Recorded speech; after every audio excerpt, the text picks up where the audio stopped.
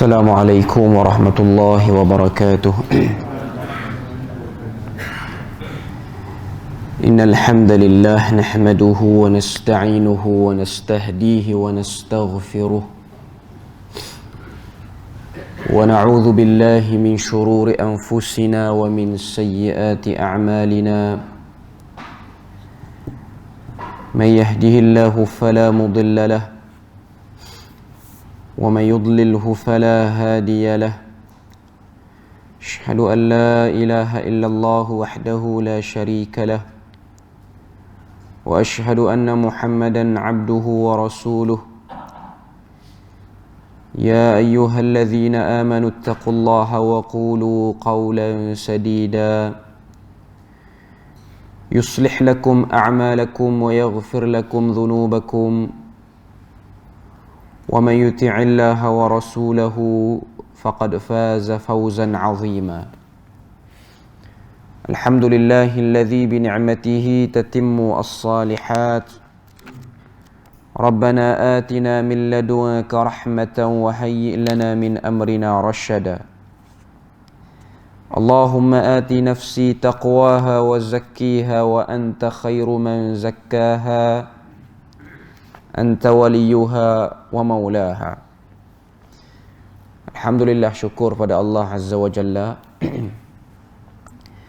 kerana dengan rahmat dan juga limpah kurnia yang Allah Subhanahu wa Ta'ala berikan, dapat kita sama-sama berada dan berkumpul dalam majlis ilmu yang mulia pada pagi ini. Dan insya-Allah perbahasan kita masih lagi berkaitan dengan hadis-hadis berkenaan dengan dakwah dan juga tarbiyah, yang mana hari ini insya-Allah kita akan dengarkan satu hadis, yang mana hadis ni diriwayatkan oleh Al-Imam Al-Bukhari dalam kitabnya Sahih Al-Bukhari daripada Aisyah radhiyallahu anha ummul mukminin, zaujan Nabi sallallahu alaihi wasallam, isteri Nabi sallallahu alaihi wasallam. Kita dengarkan hadis yang akan dikongsikan pada pagi ini. Kata Aisyah radhiyallahu anha, haddathathu annaha qalat lin Nabi sallallahu alaihi wasallam, telah dikhabarkan bahawasanya dia pernah berkata kepada Nabi sallallahu alaihi wasallam, iaitu ummul mukminin Aisyah radhiyallahu anha. Apa dia kata pada Nabi? Dia kata, hal ata alaika yaumun kana ashadda min yaumi Uhudin.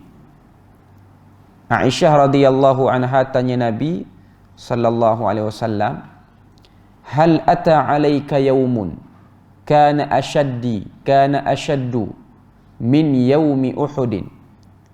Adakah hari yang paling berat kepada kamu, ataupun sebutkan kepada aku hari yang paling berat kepada kamu dalam kamu berdakwah ni, lebih berat berbanding hari kalahnya muslimin pada perang Uhud?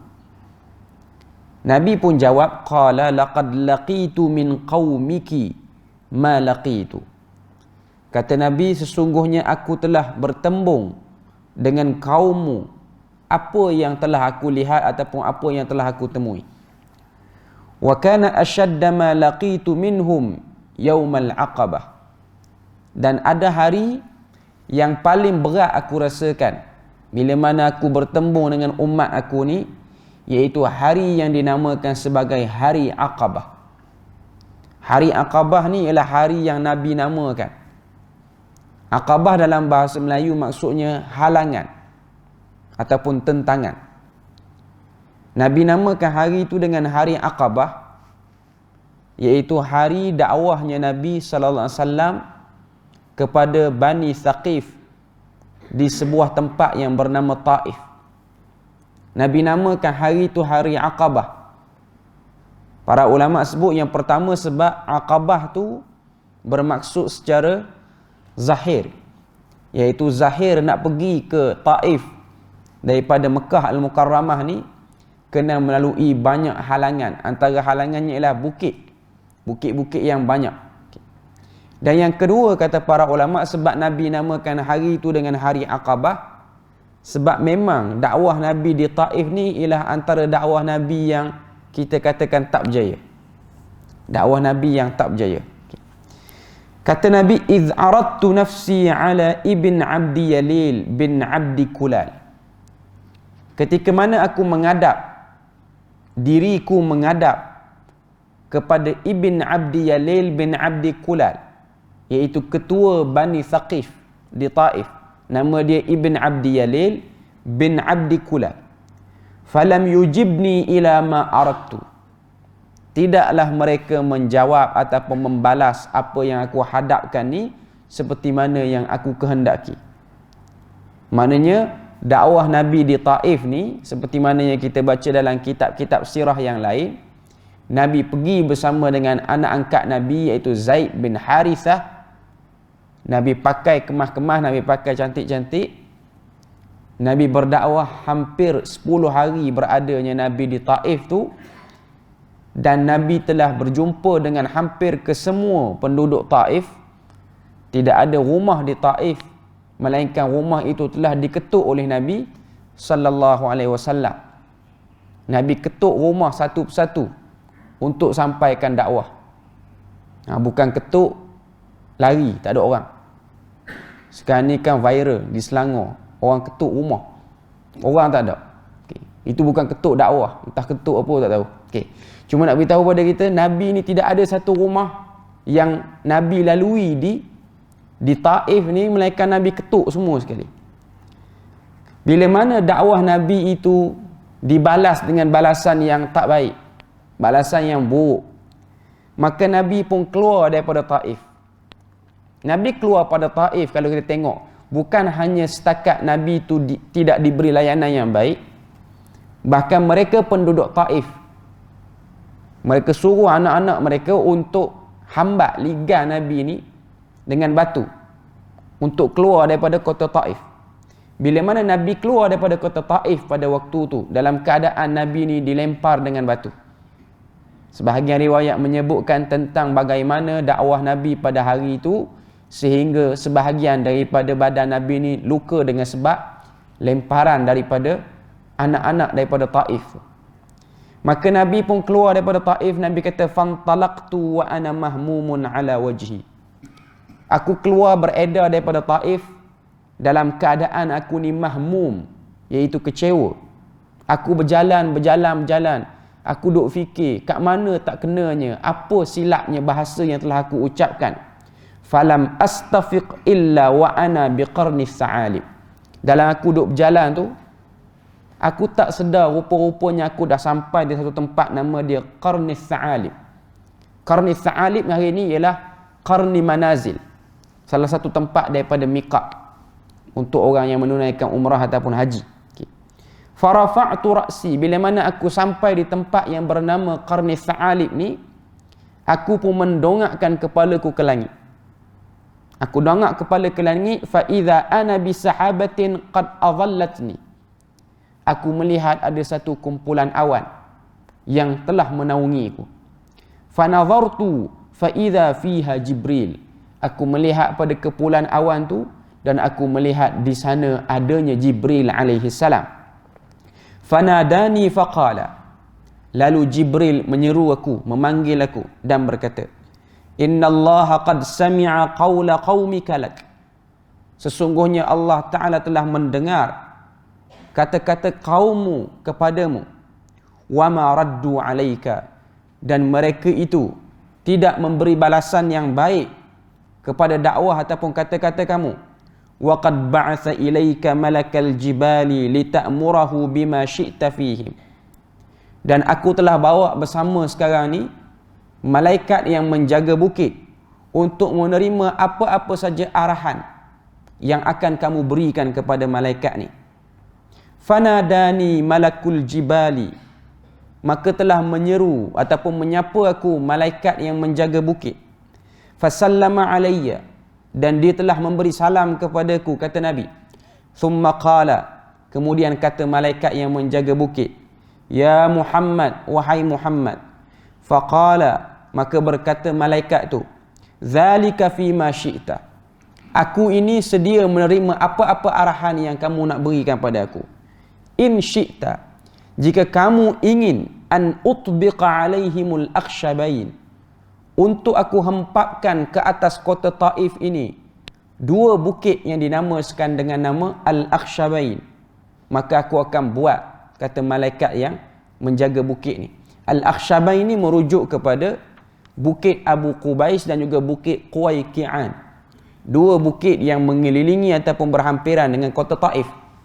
Taif yang lebih kurang 100 km lebih daripada Mekah pada waktu tu, dan sekarang ni pun memang kawasan yang dikelilingi oleh bukit-bukit. Kawasan yang agak sejuk, cuacanya berbanding di Mekah Al-Mukarramah. Faqala an-nabiy sallallahu alaihi wasallam, berkata Nabi sallallahu alaihi wasallam bila mana datang Jibril, datang malaikat yang menjaga bukit, yang mana malaikat tu telah tawarkan kepada Nabi untuk dihempapkan, cadangan malaikat tu untuk hempap kota Taif tu dengan Al-Akhshabain. Bal arju, kata Nabi, bal arju an yukhrijallahu min aslabihim man ya'budullaha wahdahu la yushriku bihi syai'a. Bahkan aku berharap supaya Allah Ta'ala keluarkan daripada sulbi mereka ni, iaitu sulbi penduduk kota Taif daripada kalangan Bani Thaqif, man ya'budullah, daripada kalangan mereka yang menyembah Allah Azza wa Jalla, la yushriku bihi syai'a, dan dia tidak mensyirikkan Allah Subhanahu wa Ta'ala dengan sesuatu apa pun. Hadis ni ataupun cerita ni kita selalu dan biasa dengar, iaitu cerita yang menunjukkan kepada kita yang pertama soalan Aisyah radhiyallahu anha kepada suaminya Rasulullah sallallahu alaihi wasallam. Aisyah radhiyallahu anha ni dia ada kesungguhan untuk tanya kepada Nabi.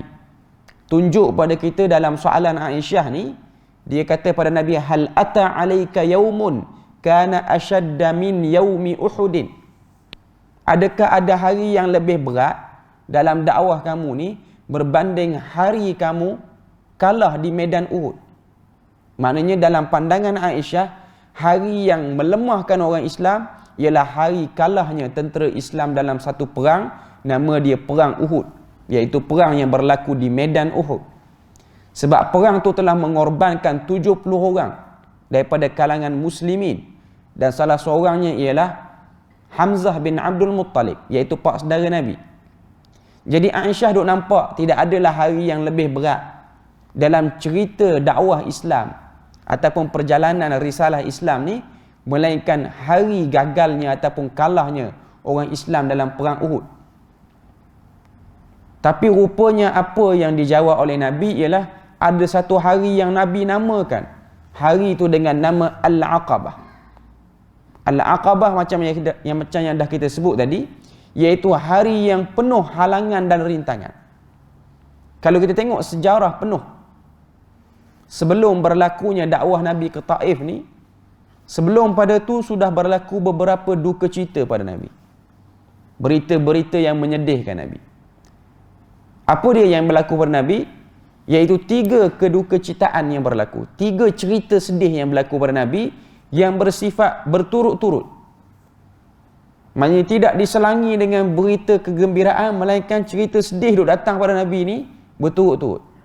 Yang pertama, kewafatan Abu Talib, pak saudara Nabi yang tidak Muslim, tapi pak saudara Nabi yang menjamin keselamatan dan memberi sedikit keamanan kepada Nabi dan orang Islam untuk hidup dalam keadaan yang tiada tekanan di Mekah. Orang ni, iaitu orang yang menjaga keselamatan ni, telah pun meninggal walaupun tak Muslim. Yang kedua, kewafatan Aisyah, kewafatan Khadijah, isteri Nabi yang pertama, Khadijah binti Khuwailid, yang menjadi pembantu Nabi, orang pertama yang memeluk Islam, dan juga orang yang telah mengeluarkan ataupun memberikan harta untuk kelangsungan dakwah ni. Jadi orang yang nak jaga keselamatan pun dah meninggal, orang yang nak bagi sumbangan ekonomi pun dah meninggal. Dua-dua meninggal.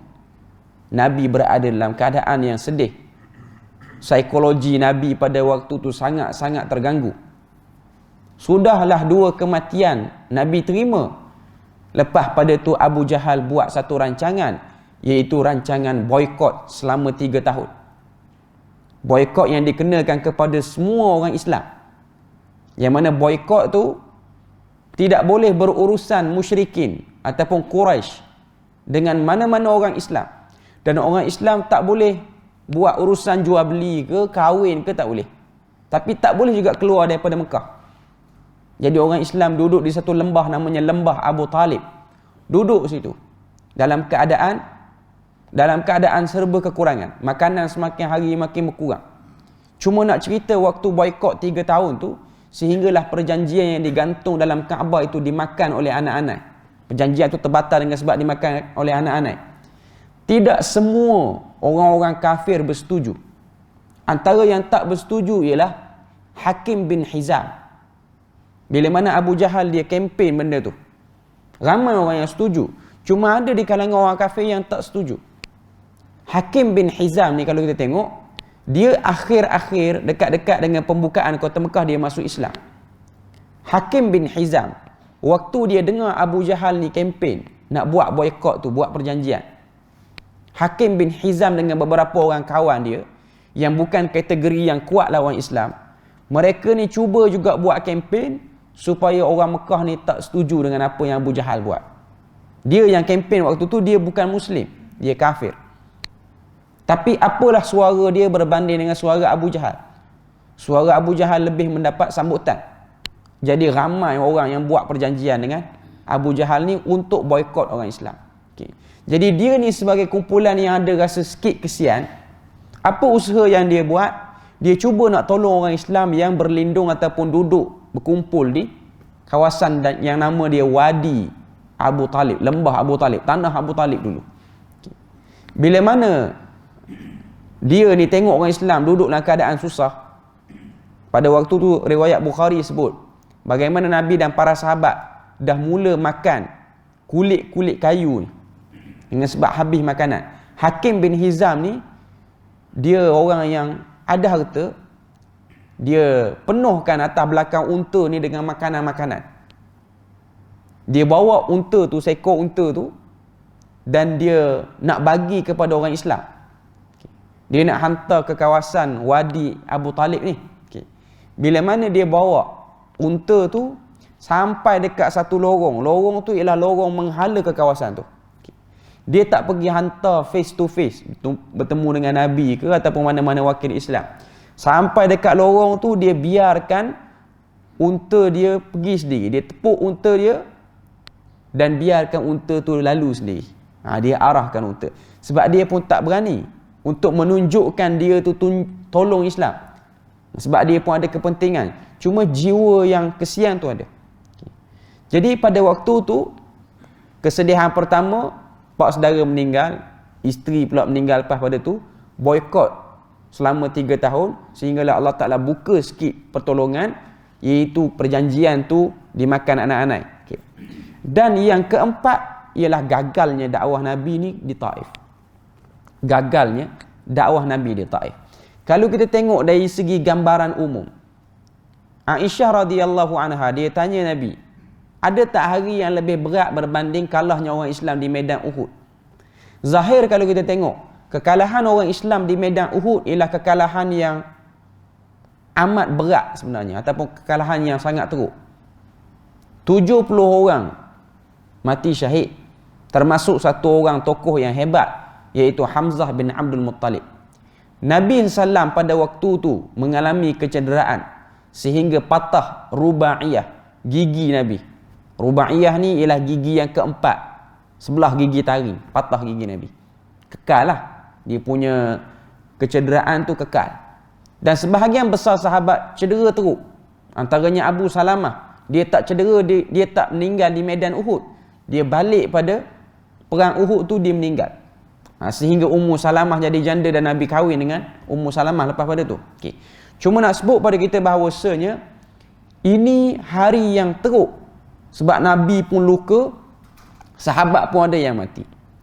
Dari segi luarannya nampak hari kalahnya orang Islam di medan Uhud ni lagi teruk berbanding hari ditolak ataupun dihambat keluar Nabi ni daripada kota Taif.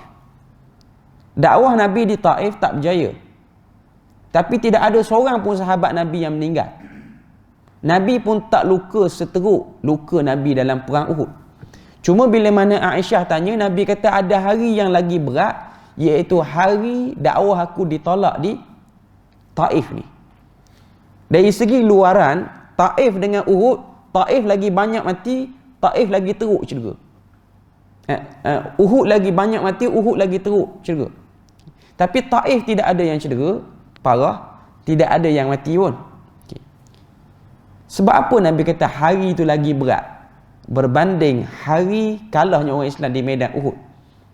Para ulama duk kaji, para ulama duk cari hikmah. Sebab pada waktu tu walaupun Nabi ni tidak mengalami kematian sahabat, luka Nabi tak seteruk di medan Uhud, tapi fizikal, tapi mental Nabi tu terganggu. Sebab Nabi dah mengalami, orang kata apa, dia punya duka cita tu berturut-turut. Datang yang keempat ni pun gagal. Yang keempat ni pun gagal. Sebab tu Nabi bila mana dia keluar pada Uhud, dia berjalan. Dia berjalan, dalam hadis ni sebut, fantalaqtu wa ana mahmumun. Aku duk berjalan keadaan aku ni kecewa. Aku tak peduli dah aku sampai mana. Sehinggalah Nabi perasan. Nabi sampai di kawasan nama dia Qarni Tha'alib, Qarni Manazil. Agak jauh Qarni Manazil dengan Taif ni. Maknanya Nabi berjalan tu agak jauh. Sehingga Nabi tak perasan, tak rasa letih, melainkan Nabi letih perasaan pada waktu tu. Perasaan Nabi. Sebab tu kau tengok ada riwayat yang dhaif. Bila mana Nabi ni dihalau keluar daripada Taif, Nabi berdoa. Riwayat ni riwayat dhaif. Nabi kata, Allahumma inni ashku dha'fa quwwati wa qillata hilati wa hawani ala nafsi. Ya Allah, aku mengadu kepadamu. Allahumma inni ashku dha'fa quwwati, lemahnya kekuatanku, wa qillata hilati, dan sedikitnya helahku, wa hawani ala nafsi, dan betapa lemahnya perasaanku, jiwa aku pada waktu ni. Nabi kata, ila man takiluni, wahai Tuhan, kepada mana ataupun kepada siapa kamu ingin letakkan aku? Ila aduwin yatajahhamuni, adakah kepada musuhku yang cuba ingin merosakkan aku? Am ila ba'idin malaktahu amri, ataupun kepada orang jauh yang akan mengawal ataupun menekan urusanku. Nabi sebut dalam doa tu, Nabi kata aduwin, kepada musuh yang nak rosakkan aku, merujuk kepada Bani Thaqif. Am ila ba'idin yatajahhamuni, ataupun kepada orang jauh yang akan merancang macam-macam rancangan kepada aku, merujuk kepada kafir Quraisy pada waktu tu. Doa Nabi tu, Nabi nak beritahu, aku pergi ke Taif pun aku kena teruk, kalau aku balik Mekah pun kena teruk juga. Perasaan pada waktu tu Nabi berdoa. Doa Nabi tu menunjukkan kepada betapa mental Nabi tu terganggu. Mental Nabi terganggu. Sehinggalah datang Jibril alaihi salam. Jibril beri sedikit kegembiraan, iaitu Jibril kata, innallaha qad sami'a qawla qaumika lak. Allah Ta'ala telah mendengar kata-kata kaummu terhadapmu. Kalau kita tengok dari segi sejarah, Ibn Kathir dia ada letak dalam kitab dia Al-Bidayah wan Nihayah, dan juga dalam kitab-kitab sirah yang lain. Kenapa penduduk Taif ni terlalu keras menentang dakwah Nabi? Kalau kita lihat dari segi asalnya, ketika mana dakwah Nabi ni berkembang di Mekah, Nabi dah start berdakwah secara terang-terangan. Abu Jahal pada waktu tu orang yang sangat tak suka dan rasa terganggu dengan dakwah Nabi. Dia telah gunakan pengaruh dia, Abu Jahal dan Abu Sufyan ni, dia gunakan pengaruh dia untuk dia sebarkan kepada orang luar Mekah bahawasanya di Mekah sekarang ada seorang yang duk mencela berhala-berhala ni dan mengaku dia Nabi. Antara kumpulan sasar yang telah dihantar surat oleh Abu Jahal dan juga Abu Sufyan ni ialah Bani Thaqif. Maknanya utusan dah beritahu kepada Bani Thaqif ni, di Mekah sekarang ni huru-hara sebab ada seorang lelaki duk cela berhala. Sebab di Taif pun ada satu berhala besar. Sebab tu kalau kita tengok di antara pot-pot berhala ni, Mekah, Jeddah dan juga Taif zaman tu. Taif ni ada satu berhala besar. Okey. Jadi kawasan-kawasan yang ada berhala besar ni, awal-awal lagi pemimpin Quraisy ni dah hantar surat beritahu supaya jangan terpedaya termakan dengan hasutan seorang lelaki ni daripada kalangan penduduk kami yang bernama dengan Muhammad. Sebab itulah dakwah Nabi awal-awal lagi ditutup pintu oleh Taif. Dan orang-orang Mekah, terutamanya pemimpin besar ni, mereka menjaga hubungan mereka dengan Taif. Sebab Taif pada waktu tu ialah sebuah bandar yang hebat. Taif pada waktu kawasan yang subur. Banyak jugalah sumber-sumber daripada Mekah ni ambil daripada Taif. Sampai hari ni pun Taif ialah sebuah negeri ataupun tempat yang subur. Sebab tu kalau tengok Taif ni antara tempat penghasilan ma'ul ward, air mawar yang terbaik di dunia. Kita boleh pergi tengok kawasan tu, ladang ros ni besar dan hebat. Penghasilan air wanginya, penghasilan orang kata apa, sayur-sayuran dia pun terbaik. Okay. Jadi pada waktu tu Taif menjadi tempat yang penting untuk pemimpin-pemimpin Mekah ni jaga awal-awal supaya dakwah Islam tak masuk.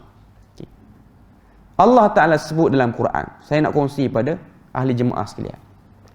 Kalau kita buka surah Fussilat, ayat yang ke-33 sampailah ayat yang ke-35. Ini ayat penting berkenaan dengan dakwah. Allah Ta'ala sebut pada ayat yang ke-33. Ayat ni mungkin kita selalu dengar. وَمَنْ أَحْسَنُ قَوْلًا مِمَّنْ دَعَا إِلَى اللَّهِ وَعَمِلَ صَالِحًا وَقَالَ إِنَّنِي مِنَ الْمُسْلِمِينَ. Allah Ta'ala tanya pada kita yang baca ayat ni, siapakah yang lebih baik percakapannya berbanding orang yang menyeru orang kepada Allah Ta'ala dan juga beramal dengan amal saleh, dan mereka ini selalu menyebut innani minal muslimin, kami ini orang Islam. Allah Ta'ala kata, siapa yang lebih baik cakapan dia, percakapan apa yang paling baik berbanding percakapan seru orang kepada kebaikan dan juga kempen orang untuk amal saleh. Maknanya Allah Ta'ala nak beritahu pada ayat 33 surah Fussilat ni, tidak ada percakapan yang paling baik atas dunia melainkan percakapan menyeru orang kepada Allah Ta'ala. Sebahagian para ulama sebut, antaranya Ibn Kathir, dia kata ayat ni merujuk kepada muazzin, tukang azan ataupun bilal. Sebab mereka ni antara penyeru kepada kebaikan. Mereka suruh dan ajak orang kepada salat. Tapi dari segi umumnya, mana-mana orang yang menyeru orang kepada kebaikan. Allah Ta'ala sebut pada ayat seterusnya, wala tastawil hasanatu wala sayyi'ah. Tidak akan sama kebaikan dengan keburukan dari segi kesan dan puncanya. Idfa' billati hiya ahsan. Tolaklah keburukan itu dengan cara yang paling baik, iaitu menggunakan kebaikan. Fa idzal ladzi bainaka wa bainahu adawah ka'annahu waliyyun hamid. Sekiranya kamu lawan keburukan itu dengan kebaikan, maka orang-orang yang pernah memusuhi kamu, mereka akan berubah menjadi waliyun hamid, rakan karib yang sangat rapat. Ayat ni Tuhan beritahu, orang yang berdakwah, dia punya rahsia kejayaan dakwah dia, nak bagi orang terpikat dengan dakwah dia, segala tentangan, cabaran dakwah yang dia lalui, dia kena lawan dengan cara yang paling baik, iaitu dia balas keburukan dengan kebaikan. Cuma ayat 35 Allah Ta'ala sebut, kaedah ni tak semua orang boleh buat. Allah Ta'ala kata, وَمَا يُلَقَّاهَا إِلَّا الَّذِينَ صَبَرُوا.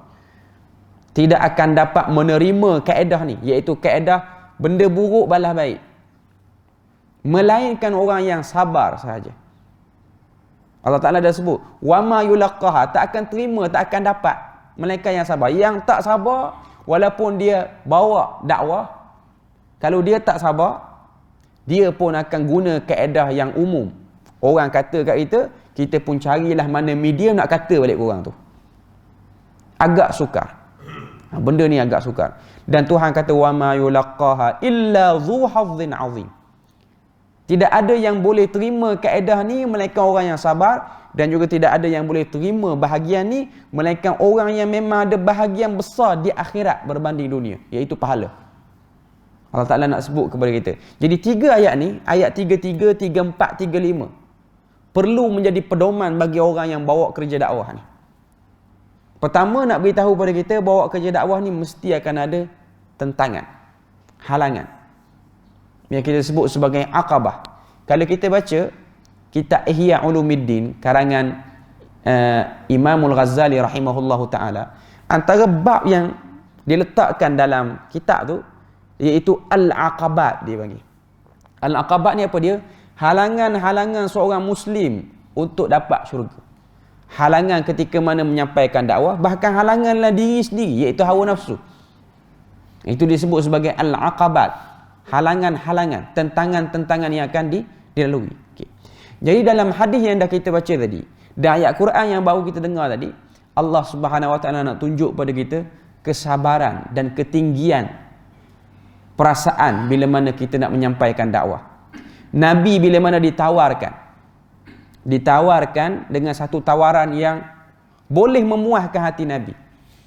Maknanya sekiranya kalau Nabi nak terima tawaran malaikat yang jaga bukit tu, tak salah pun, tak berdosa pun Nabi. Andai kata malaikat yang jaga bukit tu bila mana dia kata in syi'ta an utbiqa alaihimul akhshabain, sekiranya kamu mahu aku hempak ke atas Taif ni dengan 2 buah bukit. Kalau Nabi kata na'am, Taif tak ada, manusia dah hancur di Taif. Tapi Nabi tak jawab dengan na'am. Kalau Nabi pilih na'am pun dia bukan salah. Betul. Cuma ini juga ujian kepada Nabi dan nak tunjuk pada Nabi pilihan mana yang Nabi ambil. Nabi memilih idfa' billati hiya ahsan. Macam yang dah kita baca tadi. Tolaklah perkara buruk ni dengan cara yang paling baik. Sebab Nabi nak ambil bahagian ayat 35 tu, wa ma yulaqaha illa dhu hazzin azim. Tidaklah menerima orang macam ni ataupun kumpulan ni melainkan orang yang dapat pahala yang paling banyak. Sebab kita semua setuju, orang yang paling banyak pahala di kalangan umat akhir zaman ni nabinya ataupun rasulnya. Mustahil orang lain lagi banyak pahala pada Nabi. Mesti Nabi yang paling banyak pahala. Lepas pada tu baru umat dia, daripada kalangan sahabat dia ataupun tabi'in dan lain-lain. Okay. Jadi dalam hadis ni, jawapan Nabi kepada Aisyah radhiyallahu anha hari yang paling berat hari itu. Dan dalam hadis juga ditunjukkan pada kita bagaimana sikap Nabi. Bila mana Nabi terima tentangan, Nabi sedih, hakikat manusia dia akan sedih. Kita bercakap orang tak peduli. Akan ada sedikit keserabutan dan sakit hati dengan keadaan macam tu. Tapi nak jadi macam Nabi, Nabi boleh sebut bal arju, bahkan aku berharap an yukhrijallahu min aslabihim, Allah Ta'ala keluarkan daripada sulbi mereka ni man ya'budullah. Doa pula, Nabi balas dengan doa. Kata-kata kesat yang telah Nabi terima daripada Bani Thaqif, kata-kata yang tak menyenangkan hati, semuanya Nabi balas dengan doa. Dan kalau kita tengok dalam riwayat, dalam hadis ataupun dalam sirah, ketika mana Nabi hidup sampai Nabi wafat umur 63 ni, penduduk Taif tidak menunjukkan, lepas pada gagalnya dakwah di Taif ni, sampailah pada Nabi wafat, penduduk Taif tidak menunjukkan mereka ni berminat dengan Islam. Tak ramai sangat yang masuk Islam. Kalau ada pun beberapa orang saja zaman Nabi hidup lagi. Antaranya ialah Abu Bakrah At-Taifi.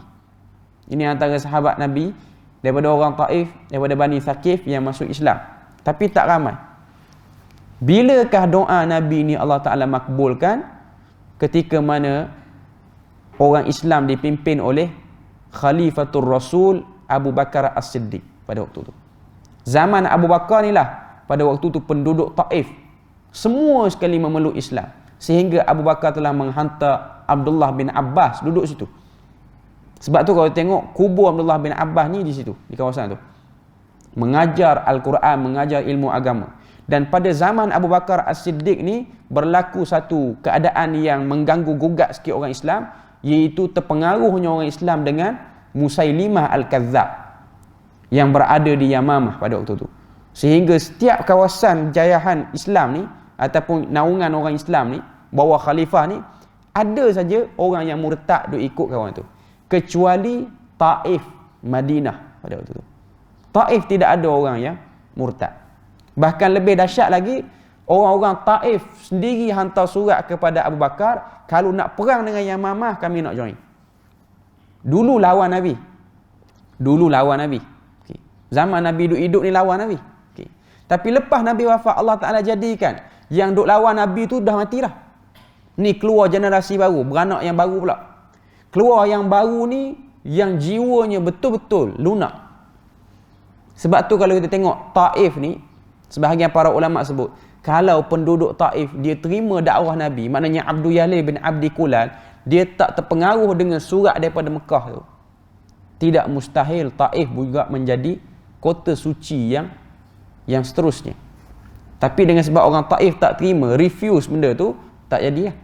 Sebab dari segi strategik, dari segi geografinya, Taif lagi munasabah nak jadi kota suci. Pertama, dia dekat dengan Mekah. Yang kedua, kawasan dia subur. Tapi Allah Ta'ala dengan takdirnya, Allah Ta'ala pilih Madinah yang lagi jauh daripada Mekah. Iklim pun beza, cuaca pun beza. Mekah panas, tapi Madinah lagi panas. Sehingga Allah Ta'ala turunkan berkat di Madinah Al-Munawwarah yang namanya dulu dengan nama Yathrib. Yathrib ni maksud dia yakhrab, benda yang rosak. Madinah ni orang tak sebut Yathrib ni, melainkan orang sebut Yathrib ni ialah tempat kawasan penyakit berjangkit dulu. Bila mana Nabi masuk ke Madinah, nama waktu tu nama Yathrib, Nabi kata hari ni aku tukar nama dia kepada Madinah ataupun At-Taibah. Taibah ni maksudnya yang menyembuhkan. Mula-mula sahabat hijrah ni, sebahagian sahabat daripada kalangan muhajirin ni masuk Madinah, dia orang demam, tak biasa dengan iklim. Sehingga Nabi doa. Bila mana Nabi doa, Nabi minta diangkatkan penyakit, dikeluarkan penyakit berjangkit daripada Madinah Al-Munawwarah. Okay. Maka Nabi mimpi pada waktu malam, Nabi tidur, Nabi tengok seorang perempuan tua dengan pakaian yang buruk keluar daripada Yathrib pergi ke Yamamah. Satu perlambangan menunjukkan bahawasanya penyakit-penyakit benda-benda buruk ni keluar daripada Madinah menuju Yamamah. Yamamah memang teruk lah. Sebab tu keluar Nabi palsu situ. Okay.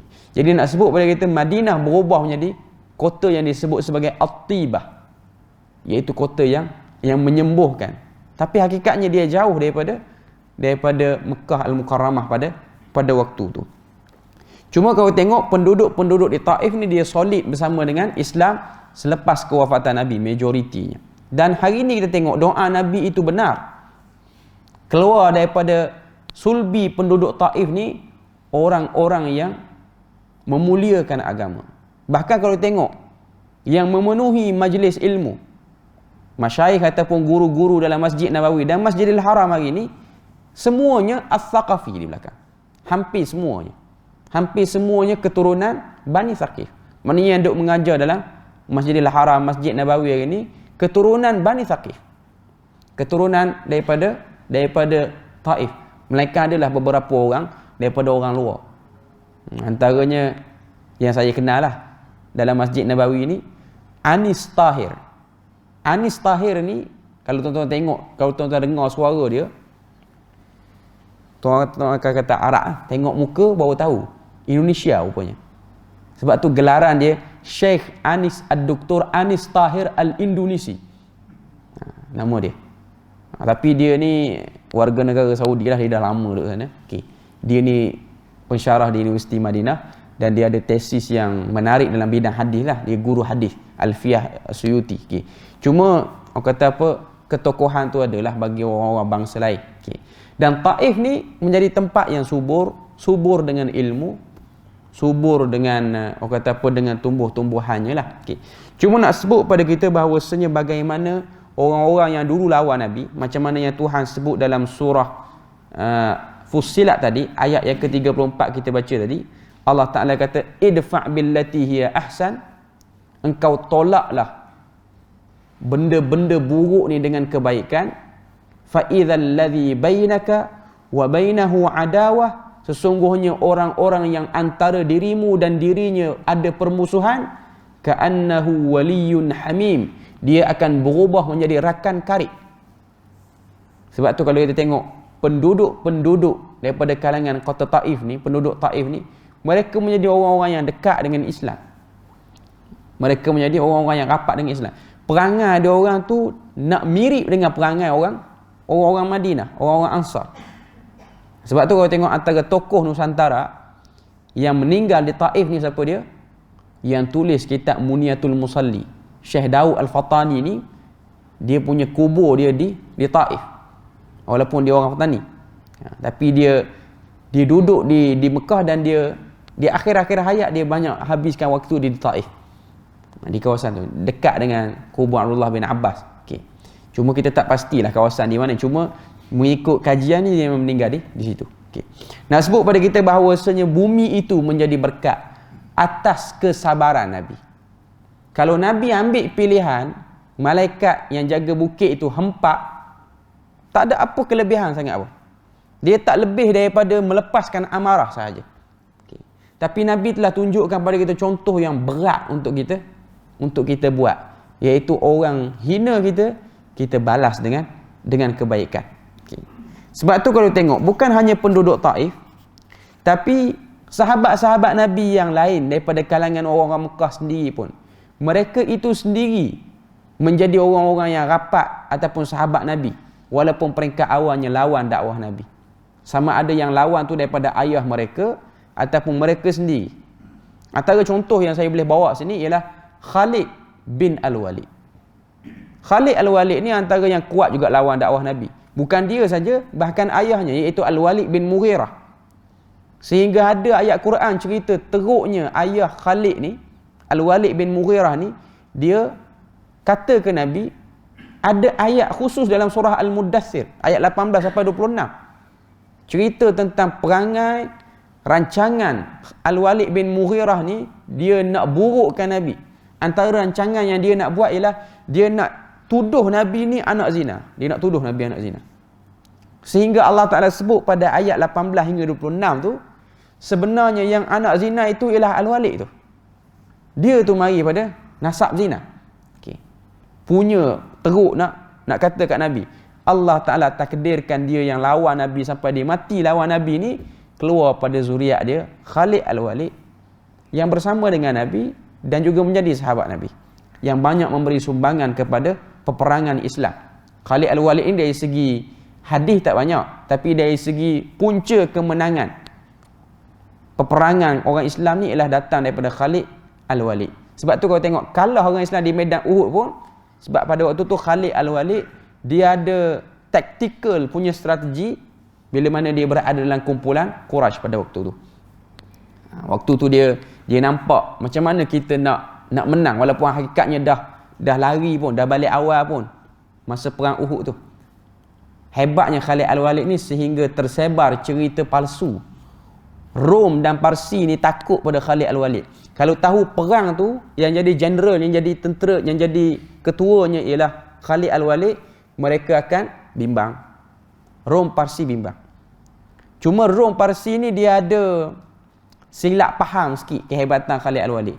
Dia kata Khalid Al-Walid ni dia hebat sebab dia dapat satu pedang daripada langit. Selama mana pedang tu dia duk pegang, mana-mana perang mesti menang. Jadi orang duk cari pedang tu. Sehingga utusan pada Rom ni hantar tanya Khalid Al-Walid, adakah benar kamu dapat pedang pada langit? Kata Khalid Al-Walid, pedang yang aku guna ni entah yang keberapa dah patah, aku tak tahu. Bukan kerana pedang. Dia macam cerita hang tua hebat kerana Tamim Sari. Bukan kerana Tamim Sari pun. Kerana memang hang tua tu seorang taktikal punya orang. Kalau tak ada Tamim Sari tu, dia pun boleh kalahkan orang tu. Sebab dia orang yang sangat berstrategi. Okay. Cuma nak kata hebat Khalid Al-Walid sampai cerita karut orang sandar pada dia. Okay. Tapi dia tu daripada zuriat orang yang lawan Nabi dulu. Zuriat orang yang lawan Nabi. Selain daripada tu ialah Amr bin Al-As. Amr bin Al-As ni dia pun kuatlah lawan Nabi. Nak cerita ayah dia dulu, Al-As bin Wa'il. Orang yang teruk kata kat Nabi, antara tuduhan yang dia kata kat Nabi ialah Nabi ni Al-Abtar. Al-Abtar ni maksud dia apa? Tak kuat. Tak kuat dari segi, orang kata apa? Kebatinan tu lah. Sebab Nabi ni dapat anak mati. Abtar ni maksudnya orang yang terputus keturunan kerana anak lelaki ada tak lama mati. Quran sebut fa inna syani'aka huwal abtar. Surah Al-Kautsar. Allah Ta'ala jawab tentang tuduhan itu sendiri. Yang duk tuduh Nabi tu ialah Al-As bin Wa'il. Siapa sangka daripada zuriat Al-As bin Wa'il ni keluar Amr bin Al-As yang bersama dengan Nabi. Dan yang paling dahsyat ialah Ikrimah bin Abu Jahal. Abu Jahal ni yang paling kuatlah lawan Nabi, sampai ke mati pun duk lawan Nabi. Sampai detik-detik akhir pun masih lagi nak tunjuk hebat. Nak rasa dia tu lebih hebat pada Islam. Sebab tu kalau kita tengok yang membunuh Abu Jahal dalam perang Badar ni ialah budak, 2 orang budak. Budak yang pernah Abu Jahal pukul, yang pernah Abu Jahal hina. Budak ni macam mana 2 orang, saya tak ingat nama dia. Muaz. Ada seorang lagi, dia ada seorang adik dia ataupun abang dia. Cuma seorang tu nama dia Muaz. Bukan Muaz bin Jabal, tapi Muaz lah nama dia. Dia duduk belakang kuda Abu Jahal sehingga Abu Jahal tu jatuh daripada kuda dia. Okay. Dan 2 orang ni dia berjaya tikam Abu Jahal. Berjaya tikam yang menyebabkan Abu Jahal luka. Okay. Waktu Abu Jahal jatuh tu, dia dah terluka tu, dia tanya tentera dia daripada kalangan Quraisy. Dia tanya, siapa yang menikam aku sehingga aku jatuh ni? Dalam keadaan dia parah tu dia tanya. Maka orang-orang kafir ni kata, yang tikam kamu ni 2 orang budak daripada kalangan Muslim yang pernah hina kamu. Tengah duduk nak mati tu, nazak tu, dia boleh keluar satu kata-kata.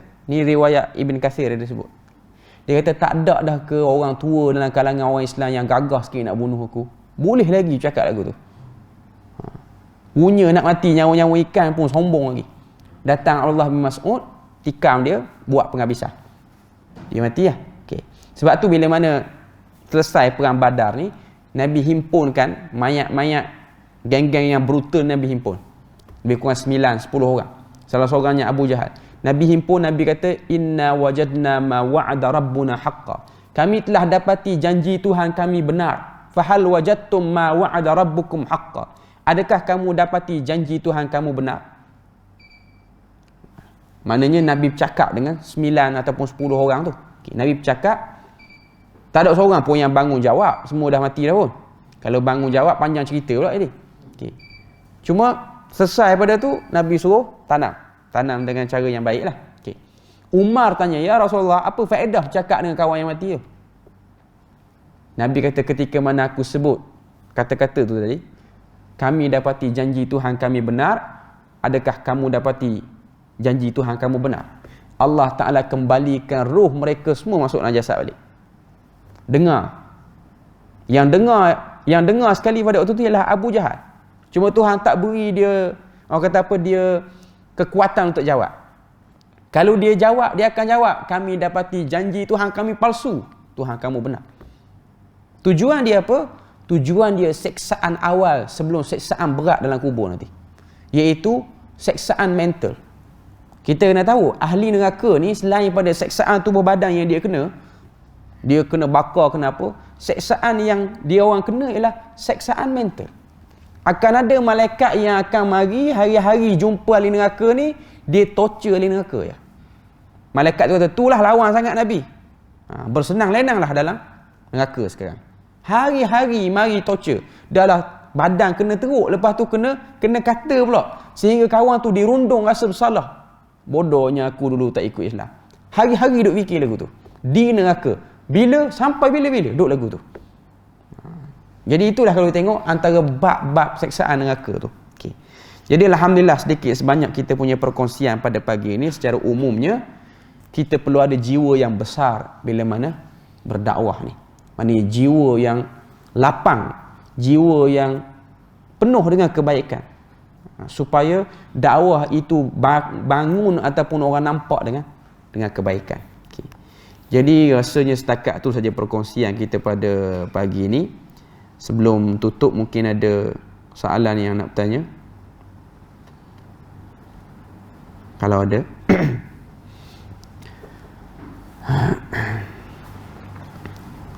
Tak ada. Kalau tak ada, kita tangguh dulu. InsyaAllah kita akan jumpa pada minggu seterusnya. Subhanakallahumma wa bihamdik, asyhadu an la ilaha illa anta wa astaghfiruka wa atubu ilaik. Wassalamualaikum warahmatullahi wabarakatuh.